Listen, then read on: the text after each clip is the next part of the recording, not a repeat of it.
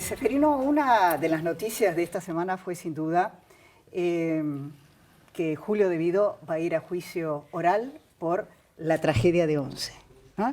Recordemos, 51 muertos, 800 heridos, y estamos acá con Paolo Menghini. Paolo, gracias por estar con nosotros. No, un placer. Gracias por la invitación. ¿Qué sintieron ustedes, los familiares, vos en particular, frente a esta noticia?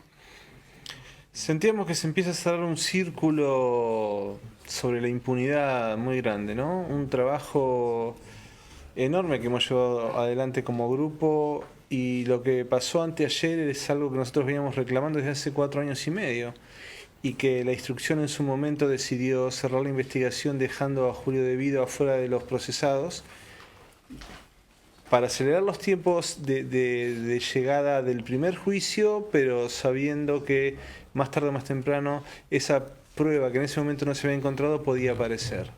O sea que ellos ya lo veían a eso, que podía ser posible llevarlo a... Nosotros teníamos la convicción de que eso iba a suceder, y la instrucción en ese momento determinó dar ese paso. Obviamente nosotros no estuvimos de acuerdo, pero finalmente, digamos, la causa llegó a juicio sin Julio De Vido. Lo que ocurre desde marzo del 2014 a diciembre de 2015 es que en el desarrollo de las audiencias del juicio oral y público, el nombre de Julio De Vido fue apareciendo cada vez más seguido, y lo que en un momento en boca de Ricardo Jaime era un proceso que atacaba al proyecto de gobierno kirchnerista, al final en la boca del mismo condenado corrupto que es Ricardo Jaime, sale el nombre de Julio De Vido como su superior y quien debía supervisar lo que a él se le endilgaba.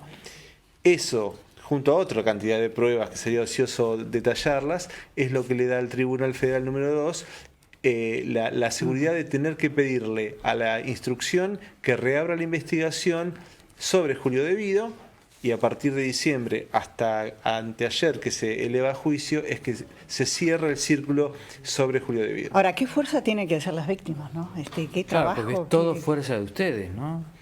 Bueno, nosotros creemos que el rol nuestro ha sido muy importante. Básicamente en hacer público un reclamo que la sociedad tomó como propio. Creo que eso tiene un valor enorme. Haber podido llegar a la sociedad explicando que lo que nos pasó a nosotros le puede haber pasado a todos, y eso generó una empatía social que posibilitó este empuje de la sociedad, que con 3 plazas de Mayo, con cantidades de actos sin banderas ni partidarias ni políticas, sino con carteles de justicia. ¿Ustedes qué piensan sobre el rol de De Vido? Que fue determinante en generar las condiciones para que la tragedia de Once existiera. O sea, debería ser condenado.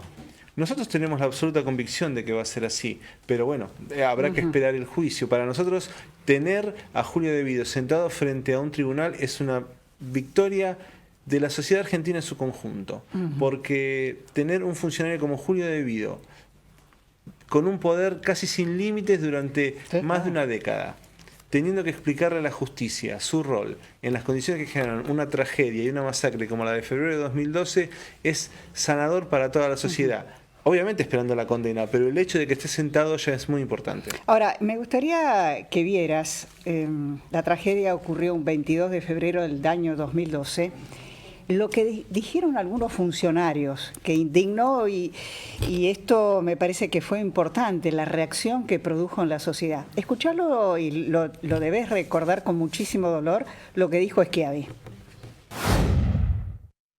Sabemos que hay una cultura muy argentina de esto, de ir a la punta del tren para bajar primero y llegar antes y pasar antes y no hacer cola y no esperar el colectivo, bajar más rápido el subte, etcétera, etcétera.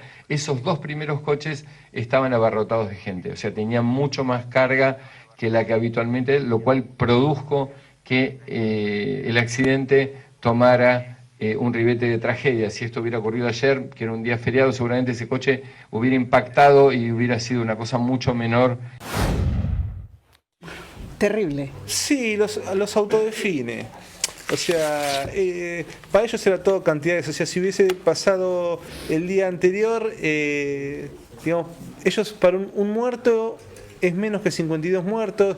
O sea, cuando uno evade sus responsabilidades de manera tan flagrante como lo hicieron el condenado Schiavi y todos los que fueron condenados, la verdad es que es bastante revulsivo escucharlos aún 4 años después, 4 años y medio después, y después de haberlo escuchado más de 2 o 3 docenas de veces.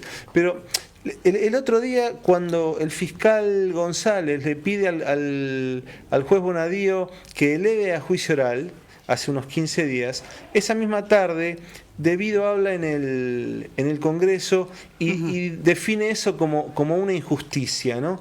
Y yo decía, a ver, la justicia ya los condenó, o sea, él decía, está claro que esto fue un error humano, y la justicia ya determinó que no hay ningún error humano, que hubo una serie de desatenciones desde el Estado que generaron las condiciones de la tragedia. Y no hay nada más justo que un juicio oral y público. Entonces el injusto no tiene nada. Injusto es que mi nieta, que hoy tiene 9 años, no tenga a su papá en su cumpleaños, a Lucas. que Moni no tenga a Tati en su casa, y que cada uno de los familiares tenga una silla vacía en su casa. Eso es injusto. Que un funcionario que incumplió flagrantemente su rol de funcionario público tenga que explicarle su rol a la justicia en una masacre como la del 22 de febrero es lo más justo que le puede pasar a este país.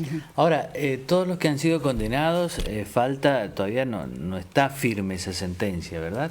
Nosotros esperamos que la Cámara de Casación muy rápidamente deje firme esas sentencias. Para nosotros sería muy importante que antes del comienzo del juicio oral y público contra Julio Devido, del cual claramente todavía no tenemos fecha, Casación se expida sobre las sentencias que obviamente, de acuerdo a nuestro saber y entender, tienen que quedar firmes las condenas que se dictaron en Una de las diciembre. grandes enseñanzas de todo esto, si es que se puede hablar así, es que la gente o todos nosotros empezamos a vincular estas tragedias con la corrupción.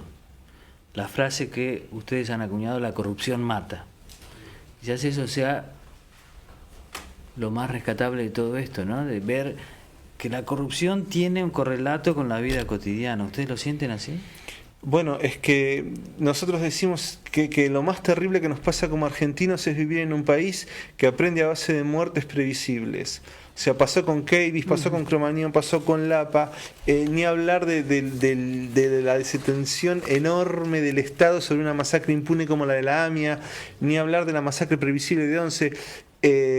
Nosotros esperamos que este país deje de aprender a base de muertes y sobre todo que la corrupción deje de estar enquistado en los sectores de poder y que cuando se tracciona el poder político y económico en base a la corrupción, los que salimos destruidos y los que pagamos con vidas, con desatenciones, con falta de trabajo, de seguridad, somos los ciudadanos.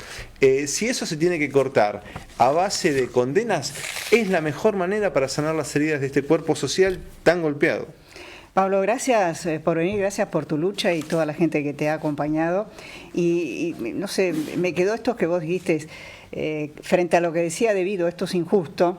Injusto es que vos no tengas a Lucas con vos. Ni eso, no hay discusión posible, así que esperamos que, si bien esa herida va a estar abierta para siempre, la herida que significan los corruptos sueltos y los funcionarios que se han enriquecido sin importarles lo que pasaba y con un ánimo de lucro sin ningún tipo de límite, más tarde o más temprano la terminen pagando. Bueno, gracias por estar con Un nosotros. placer haber estado.